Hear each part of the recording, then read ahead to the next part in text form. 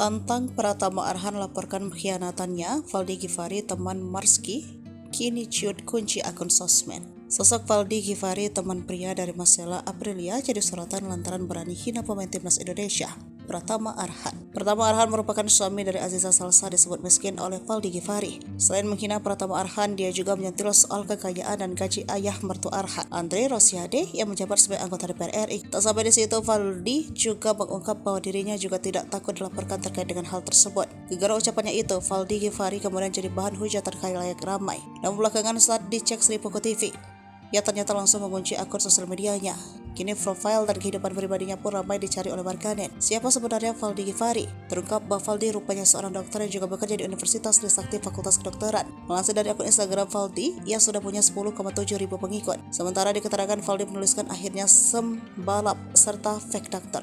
Meski seorang dokter, ia dikenal mempunyai hobi menggeluti dunia otomotif. Tak hanya sekedar hobi, Valdi rupanya memiliki prestasi di dunia otomotif. Ia merupakan teman dari mantan kekasih Pratama Arhan, Marcella Aprilia.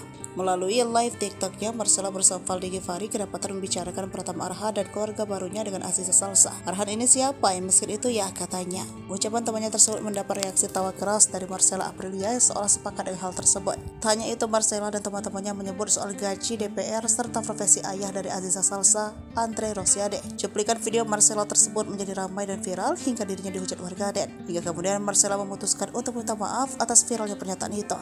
Marcella pun langsung meminta maaf melalui unggahan Instagram Stories. Ia mengatakan bahwa rekannya merupakan sosok yang gemar bercanda. Perkataan rekannya itu tidak dimaksudkan untuk menyinggung atau melukai perasaan Pratama Arhan. Dengan demikian, Marcella Aprilia mengetahui tindakan yang tidak tepat atau tidak dibenarkan.